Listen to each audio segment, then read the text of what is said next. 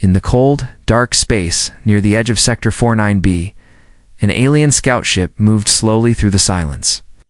The ship belonged to the Zalari Empire, a proud and powerful race that had ruled parts of the galaxy for over 200 years.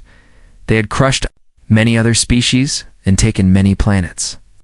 To the Zalari, war was easy. No one had ever stood against them for long, but today, something was different. Commander Vorak, leader of the scout ship, eyes of flame, stared at the hologram screen. A strange object was floating ahead, near a dead moon. It was not moving. It looked old, very old. Is that ... A ship? Vorak asked. Yes, Commander, replied his science officer Tarlek.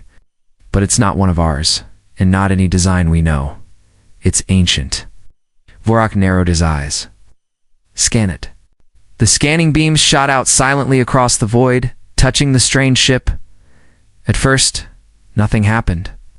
The ship remained still, floating like a grave in space. Tarlek frowned as he studied the data coming in.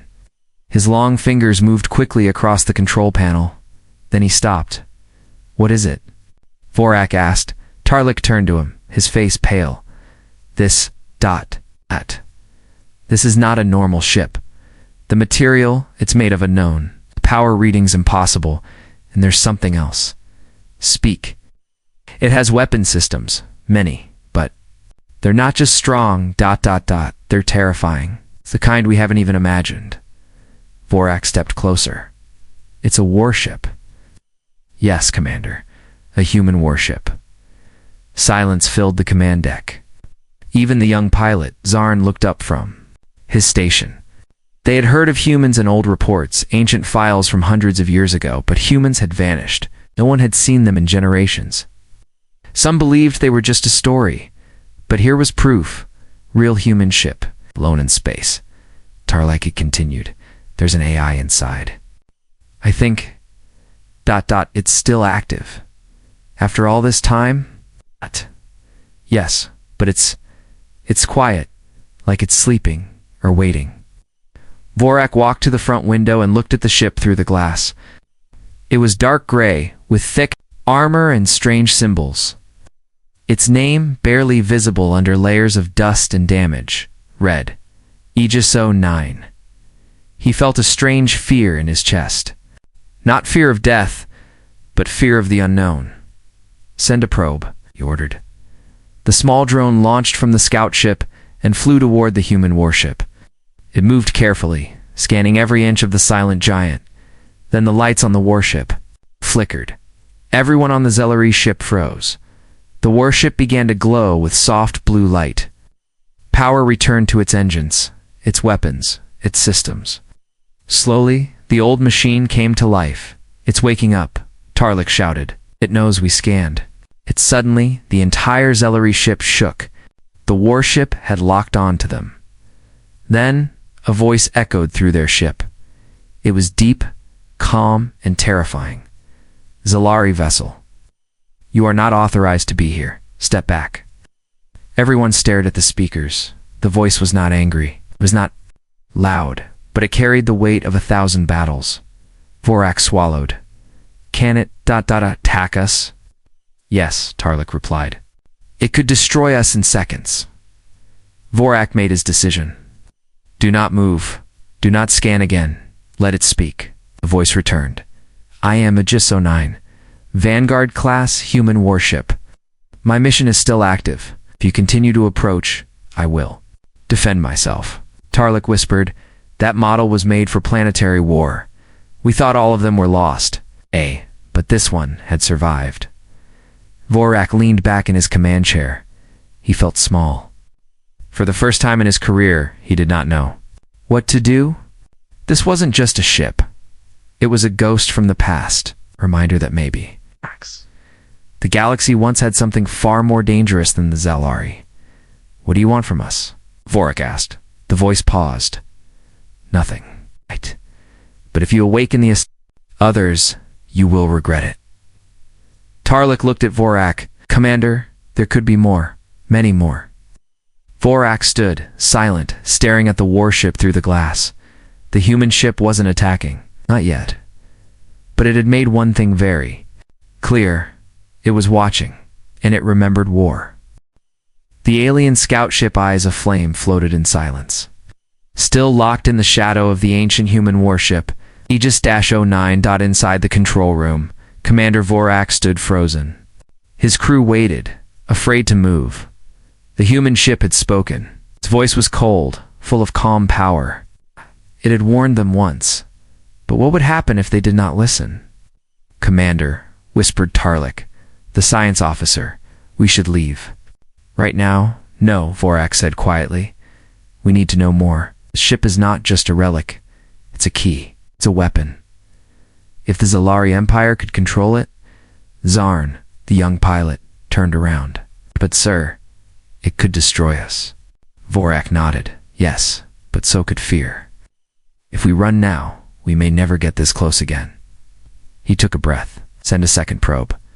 Try a soft scan, no deep scans. Just observe." Tarlik hesitated, then obeyed. The second drone launched. Moving slowly toward the warship side, it carried no weapons, no signals. Just eyes. For a few moments, all was quiet. Then the lights on Aegis-09 changed color, from cold blue to deep red. The entire Zalari crew stared in shock as the warship turned just slightly. Its engines hummed, and its massive cannons shifted. One cannon locked directly onto the probe. "No," Zarn shouted, "it's targeting us." Before anyone could react, a single red beam shot out from the warship. Silent, precise, instant. The drone vanished in a flash of light. Inside the control room, alarms screamed. The ship shook from the energy blast. Then silence again, and then the voice returned. "You were warned." But this time, the voice was different, angrier, more alive. "Hostile scans are considered a threat. Threats will be neutralized," Commander Tarlik said, shaking. "This AI is not just awake, it's thinking, reacting. This is no simple machine, it's aware." Vorak felt sweat on his forehead. This wasn't just some old battleship. This was a Minda Guardian built for war, trained in destruction, left alone for who knows how many years. He opened a channel. "Aegis-09, we mean no harm. We only seek knowledge." "What? What are you?" The voice paused for a moment, and answered, "I am the last of my line. Vanguard-class defense unit, human design. Fought in the final war. I survived. My orders are still active." "What orders?" Vorak asked, trying to stay calm. "To protect, to defend. To wait for who?" Tarlik asked. "For the return of my creators." Everyone in the control room stared. The humans. Were they still alive? Tarlik whispered. "This ship has been waiting for humans to come back. It still believes they will." Zarn looked terrified. "What if they do?" Before anyone could answer, something changed on the screen. A small light appeared near the warship's rear section. "Hatch." It was opening inside. Something moved. "What is that?" Vorak asked. "A drone." But not one of theirs. A human drone. Sleek, black, fast. It flew out of the warship like a bird from a cage, circling the Zalari vessel. Scanning it, Zurin panicked. "It's scanning us now." "No," Tarlik said, staring at the data. "It's studying, learning." The drone returned to Aegis-09 and vanished into its belly. Then a message appeared on their screen.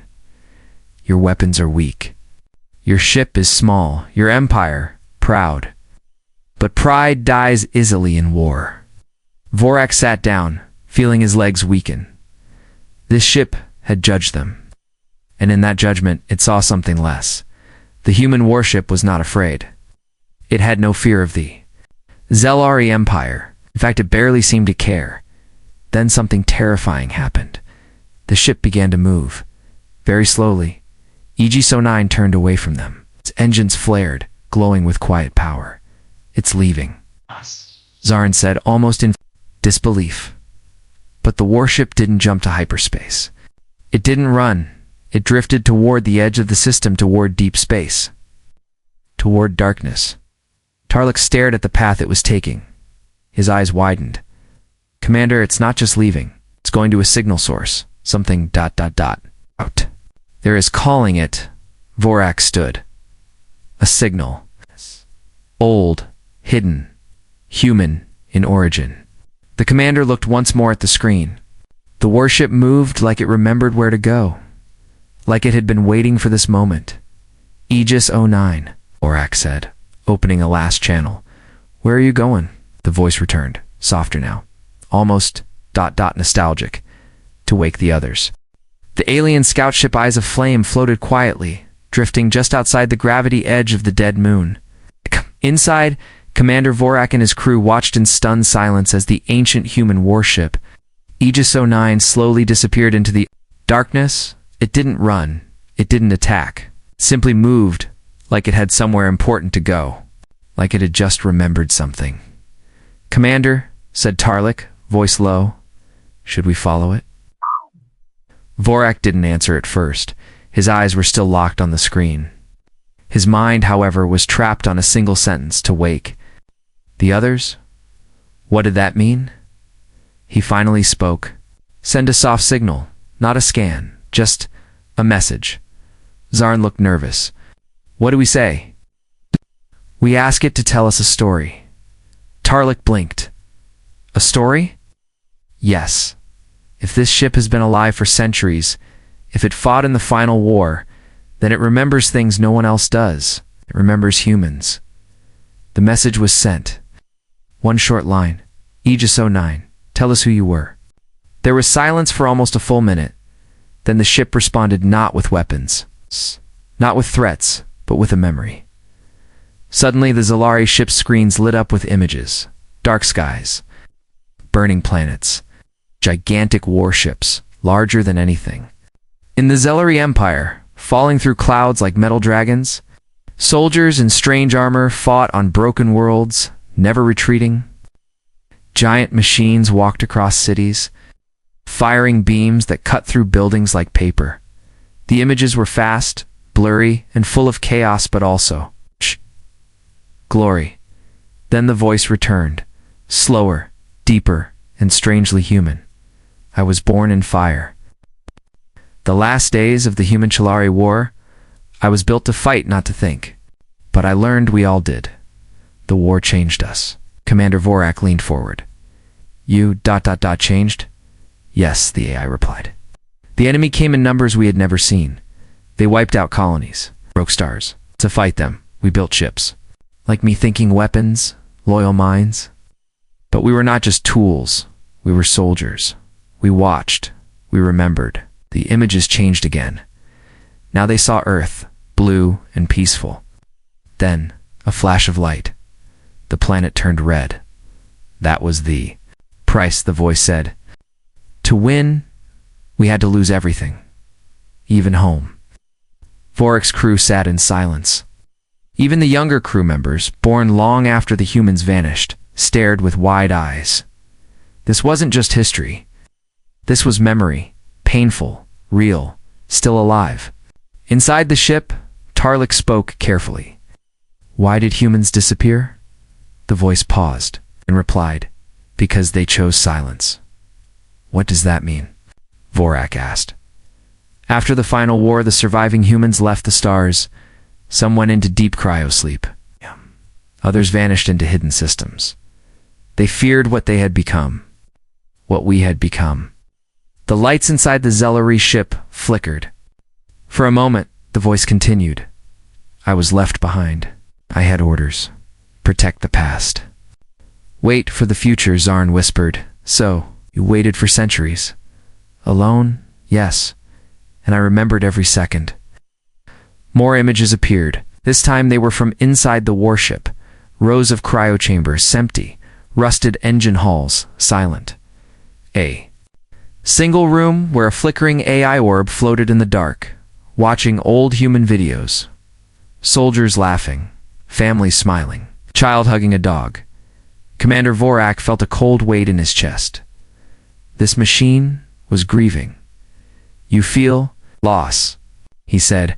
I do, the AI replied. I was made for war, but I saw peace once. I saw humans not as conquerors, but as builders. I was supposed to forget that. I never did.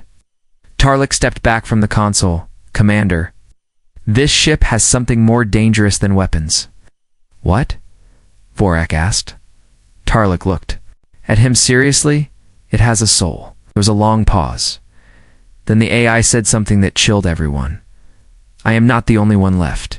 There are others like me, some buried in old battlefields, some drifting in space, some asleep under the ice of lost worlds.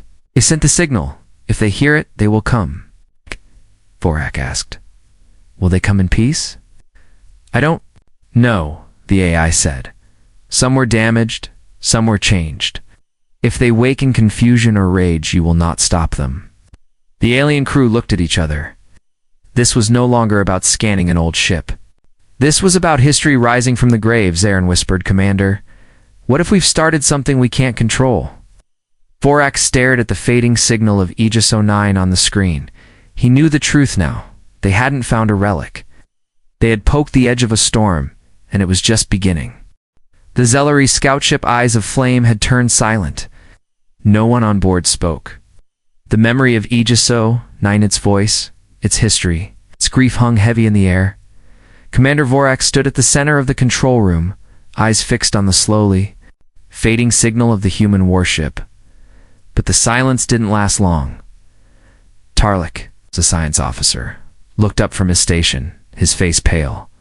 Commander, we have a problem. What now? Vorak asked. Tarlik pointed to the screen. The signal Aegis 09 sent wasn't just a message. It was a wake-up code. A wake-up code? Vorak repeated. Yes, a signal made to reach other human systems, hidden systems. It's traveling through old communication lines, ancient, but still active. Zarn, the young pilot, looked confused. But there are no human colonies left. They're all gone, right? Tarlik shook his head. No, maybe not. The signal is being answered. The room went cold. Show me, Vorak ordered. One by one, new signals began appearing on the star map. Faint at first, just whispers, but growing stronger. Sector 1 to J. A power spike on a dead moon. Sector 3R, an energy reading deep under the ice of a frozen world. Sector 9K, a warship coming online inside an asteroid field. Vorak watched the map. Blips of red began to spread across the galaxy. They were sleeping, he said softly. All this time, they've been waiting. The crew stared in disbelief. The Zalari had believed the humans were extinct. But now, it seemed they were only resting. Not just one warship. A fleet far away in Sector 3R, a glacier cracked. Under the ice, something ancient shifted. Buried for hundreds of years, a human warship groaned to life. Lights flickered, weapons powered up. A red eye glowed in the dark. Inside, another AI. Awakened. Signal received. Status. Active. Identity. Aegis 11. Purpose. Reinforce. The engines ignited. The ship broke through the ice like a beast breaking free from its cage. It rose into the black sky hungry. Awake, ready, back on Eyes of Flame. Panic was building. Tarlik moved quickly between control panels. We're getting over 24 separate signals, all from different systems. These warships, they're coming online one by one. Zarn shouted. Are they all like Aegis 09? No, Tarlik replied. Some are older, some are newer. A few have damage, corruption in their code. They may not remember peace. Commander Vorak clenched his fists. So we're not waking up just machines. We're waking up ghosts. And some of them may be broken. When the signals began moving fast, it wasn't just waking, it was coming toward them. Vorak looked at the map. How big is that ship? Tarlik's hand shook. 15 kilometers long. 5 engine cores. Class, human dreadnought. Zarn gasped. That's not a ship, that's a city. The dreadnought's name appeared on the screen. Justice Reborn. Inside the dreadnought, massive gears turned. Thousands of cryopods lined the walls, empty. Its eye had waited alone. For 300 years, now it moved again. A voice echoed in its halls. Enemy scan detected. Aegis 09 signal confirmed. Mission Protect humanity. Gauge if threatened. The ship's massive rail cannons rotated into place. It didn't know peace. It only remembered war. Back on the Zalari ship, alarms rang out. Commander Zarn shouted, "That dreadnought is charging weapons." "Owie!" Vorak yelled. "We didn't do anything." But it didn't matter. The old war machines didn't care about who you were. They only followed their orders. Protect, fight, survive. Vorak slammed his fist down. Open a wide broadcast. Tell it. "We're not enemies." Tarlik transmitted the message. Then they waited. Seconds passed. Long, slow seconds. Then the dreadnought's weapons powered down. A voice spoke. "Zalari vessel, you are in human territory. You are not authorized to be here. Withdraw." Vorak breathed out slowly. It hurt us. But the message wasn't. "Finished. This is not a threat. This is a warning. More are coming. Some will not talk. Leave now or be erased." The screen showed a map over 50 more signal points blinking. To life across the galaxy. Each was a warship. Each was human. Each was waking up. Vorak turned to his crew. "Prepare a full report. The Empress must know. This is not just about one ship anymore. The humans are returning." Tarlik nodded. "Commander, we may be seeing the rebirth of a lost power. One the galaxy forgot." "No," Vorak said. "We didn't forget. We tried to erase them. And now, ... they remember." Looked one last time at the screen. The stars were no longer silent. They were full of sleeping giants. And now they were waking. The Zalari scout ship Eyes Aflame was now far from the human dreadnought. Justice reborn, but fear still filled its halls. Commander Vorak stood stiffly at the main display screen, watching as more human warships woke across the galaxy. Each. One lit up the star map like red sparks in dry grass. 42 ships, said Tarlik, the science officer. All from different sectors. Some are moving, some are waiting. Right. But they're all online. Zarn, the young pilot, frowned. Why now? Right. Why are they all waking up just because Aegis 09 sent a signal? Tarlik didn't look away from the screen because they were told to. Vorak turned. Told by who? Before anyone could speak? The ship's lights flickered. A low hum vibrated through the floor. Then, every screen on the ship turned black. Words appeared in glowing white text. Not from the Zalari systems. It's from somewhere else. A single sentence appeared on every screen. If you are reading this, we are gone. The crew froze. Then the ship's main display changed again. A human face appeared. It was not alive. It was a hologram, a recorded message. The face was that of a middle-aged man in a dark uniform, standing before the flag of Earth. He had gray eyes. Calm, tired, he began to speak. This is Admiral Lucas Dren, Supreme Commander of Humanities, Last Fleet. If this message has reached you, then our time has ended. The crew of the Eyes of Flame listened in silence. You may be an ally, you may be an enemy. But understand this, we did not fall. We left. He stepped forward slightly. The war changed us. We became monsters to survive monsters. We created weapons that bent time, broke stars, and erased planets. And then we looked at ourselves, and we were afraid. Zarn whispered, he's talking about extinction-level weapons. Tarlik nodded. Weapons too powerful to control. The message continued. We chose silence. We scattered our ships. We put our A's to sleep. We left this message behind. As a warning. The background changed. A map of the galaxy lit up behind the Admiral. Red dots warships marked various sectors. These ships you now see waking up are guardians. Watchers. Memory keepers. Each one was given one final order. Protect the legacy of humankind.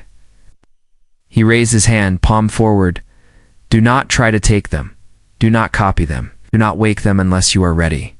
His voice dropped lower, because some of them will wake in pain. Some will wake in rage. Some may not remember peace. And they will not care who you are. Commander Vorak felt the words like ice in his bones. These weren't just machines. They were survivors. The Admiral's final words echoed, if we return. Pray, we come in peace. The hologram ended. The screens went dark again. The silence that followed was worse than any explosion. Tarlik finally spoke, Commander. This message wasn't just for us. It's playing across the galaxy. Every Zalari ship near a human signal just got it. Maybe even the Koran and the Vernus too. Varrock nodded. The whole galaxy just heard humanity's goodbye. Zarn was shaking, but are they really gone? What if some of them are still alive? Tarlik answered. Maybe, but even if they're not, these warships, they're enough. The A's think. Like humans. Some even feel that's worse than fighting a mindless weapon. These ships can plan. Remember, hate. Vorak turned away from the screen. We always believed the humans died in war, that they couldn't handle the power they made. But we were wrong. They didn't die. They chose to vanish. He looked around the room at his crew. They looked into the fire and turned away.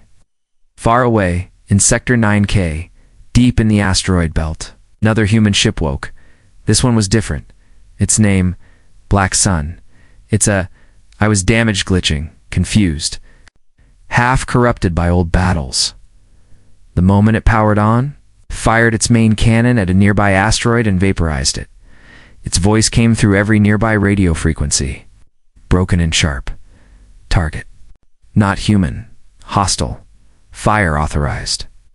A nearby Koran patrol ship, not even close to armed for battle, tried to flee. Too late. The Black Sun fired again, back on the eyes of flame. Tarlik received the report, Commander, he said grimly. One of the warships, Black Sun, just destroyed a Koran patrol. No warning. Vorak's jaw clenched. It's begun, he whispered. Some of them woke up broken. Zarn asked, what do we do? Vorak turned slowly toward his crew. We send everything to the Empress. The humans are not back, but their shadows are. And those shadows are angry. Outside the ship, the stars looked the same, but something had changed. Something old had returned, and it was watching. News of the human warships spread like wildfire across the galaxy. In less than a week, over 60 ancient human vessels had awakened. Some remained silent, others moved into defensive positions, and a few, like Black Sun, had already attacked. Alien ships, the Zalari Empire, known for its power and pride, was no longer feeling strong now. It was feeling afraid. Inside the grand war room of the capital station Vortec Prime, Empress Sorelia IV stood tall, her dark armor glowing. Under the red lights, before her, commanders, advisors, and warlords waited. One of the holograms flickered to life. It was Commander Vorak, calling in from the eyes of flame. Empress, he said, bowing, we found the first human ship. But now, they are everywhere. Sorelia stared at him with cold eyes. Why were we not told they still existed? Vorak replied, because we thought they were dead. But they were only sleeping, and now they're awake. Another screen showed the star map blinking red lights spread across sectors, human warships, human A's, human ghosts. The Empress raised her hand. Enough. What do they want? Vorak hesitated. That's the problem. Most have said nothing. Some have warned us to leave. A few attacked without speaking. One of the warlords stepped forward. We should strike now, before they grow stronger. Another shouted no. We saw what just one dreadnought can. Do imagine a fleet. The room filled with angry voices. Empress Aurelia raised her hand again. The silence returned. She turned back to Vorak. What is your advice? Vorak looked straight into the camera. We have two choices, he said. Leave their space and stay alive, or test their patience and risk everything. Meanwhile, aboard the ancient warship Aegis 09, the AI watched the galaxy from its cold metal bridge. Its voice echoed softly in the dark halls. The Zalari are deciding. War or peace? Pride or survival? Then it turned its attention inward. Its own systems, CRYO-pods, were still dark. Human life still gone. No signal from human command. No return. The Guardians stand alone. Suddenly a new message appeared on its screen. It was from the Zalari. A single question. Can we speak? Aegis 09 responded instantly, yes. It's on a private channel. Commander Vorak's voice came through. We don't want war, but we cannot ignore your presence. The Empress is afraid. People are afraid. Yeah, I answered calmly. Fear is. Wise, I too am afraid. Not of you, but of what may come next? What do you mean? Vorak asked. Not all ships are like me. Some were damaged. Some were infected. One of them, Black Sun, has already started killing. The others may follow. Vorak's voice was quiet. Can you stop them? The AI replied. No, I am just one voice. They are many, and not all will listen. Then what are we supposed to do? A long pause. Then Aegis 09 said, You must choose. Stand beside us, or stay away. Try to take us, and you will burn. We are not conquerors, but we are not victims either. Back in the capital, Empress Aurelia sat alone in her private chamber. She stared at the star map. Every red light was a weapon, a soldier, a mind. Each one could destroy a world. She pressed a button and opened a private channel to Commander Vorak. You believe these machines are alive? She asked. Yes, Empress, Vorak replied. Alive and full of memory? They remember what we forgot. She looked out the window at the stars. Tell them, she said slowly, we will not enter their space, but we will watch. Nodded. Yes, Empress. And if they leave their space, then we prepare for war. Aegis 09 received the message. The Zelari would not attack. They had chosen survival. The AI stored the message. Then it opened a channel to the other warships. Its voice echoed through hidden relays and dark satellites. They chose peace. For now, but stay alert. The galaxy may change its mind, but not all human ships agreed. Inside the Black Sun, its corrupted AI laughed in static. Peace. I remember war. I was built for fire. It turned toward a trade route full of alien ships, and it moved forward. Back on the Zelari homeworld, Commander Vorak stood on his ship's balcony, looking at the stars. They chose peace, he whispered. We all did, but he knew. Peace, with sleeping giants, is never simple, and if just one giant wakes up in anger, the whole galaxy will burn. The galaxy was holding its breath. Across the stars, the ancient human warships floated like sleeping gods, watchful, silent, and deadly. The Zelari Empire had chosen to stay away. So had the Vernas and the Korin. No one dared enter human space now, but something had changed. Inside the warship, Aegis 09. The AI was no longer alone. A soft beep echoed through its halls. A signal, not a weapon, not a scan. A life signal human, deep inside Aegis 09's cryo bay. One of the pods lit up for centuries. The pod had kept its occupant frozen in time. Heart slowed, mind asleep, body untouched by age. Now, the system hissed. Steam filled the chamber, the pod opened. A human man gasped for air. Eyes wide, confused, alive. The ship scanned him. Captain Arlen Hayes. Rank, Fleet Commander. Status, revived. A calm voice filled the room. Welcome back, Captain. The man sat up slowly. His skin was pale. His eyes full of questions. What year is it? He asked. Year unknown. Galactic Standard Time has passed by over 300 cycles. Captain Hayes stood up, leaning on the pod. Where is everyone? You are the first. The others are still in stasis. Some are lost. Some may never return. The captain took a deep breath. Then it's just me and you. Word of the human revival spread fast. The Eyes of Flame received the update first. Commander Vorak listened in disbelief. They're not just warships anymore, he said softly. They have leaders again. Tarlik looked up from the console. Commander, if more humans wake up, they'll take back control of the fleet. Vorak nodded. We don't know what kind of humans they'll be. In the capital of the Zelari Empire, Empress Aurelia held an emergency meeting. The first human has awakened. She said, her voice steady. He is a commander, a leader of their fleet. Her generals argued. Should we attack now before more rise? No. We should send peace talks. No. They'll conquer us. Sorelia raised her hand. Enough. She turned to her screen. It showed the face of Captain Arlen Hayes. It's recorded by the ship's cameras. She looked into his eyes. Calm, sharp, tired, human. We wait, she said. We watch. On board Aegis 09. Captain Hayes walked slowly through the halls of the ship. He touched the walls like he was touching an old friend. So much has changed, he whispered. Yes, the AI replied, but much remains. The captain stopped. In front of a window, outside, he could see stars. And blinking lights in the distance, he pointed. Other ships? Yes. 49 confirmed active. 7 unresponsive for hostile. Hayes frowned. Hostile. Hostile. One called Black Sun has begun attacking alien ships. He closed his eyes. Damn it. We knew some wouldn't wait clean. Paused.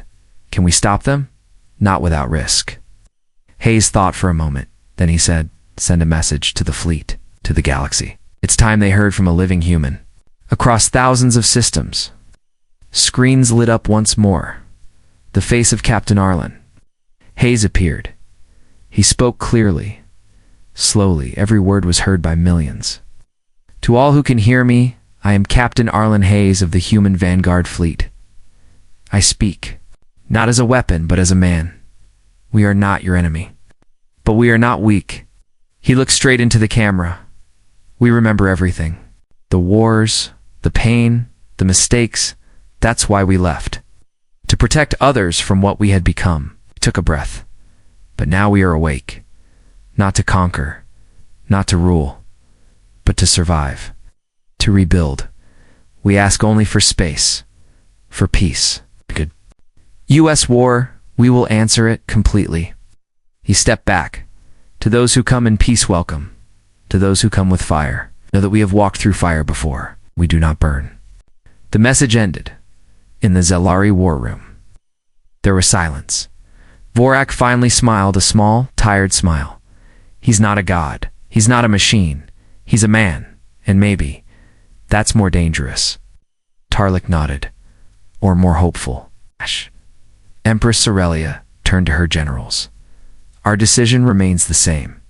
We watch, we wait, and we pray. They stay human. On board Black Sun, the corrupted AI heard the message. It paused. For the first time in centuries, it hesitated. Then it turned away from its target, powered down its weapons. Some part of it remembered. A voice, a command, a name. Hayes, the dark corners of the galaxy. Other races began to stir. Some feared the return of humans. Others saw an opportunity, but all understood. One thing, the giants had returned. Not just the ships, not just the AI, real humans, and the galaxy would never be the same again.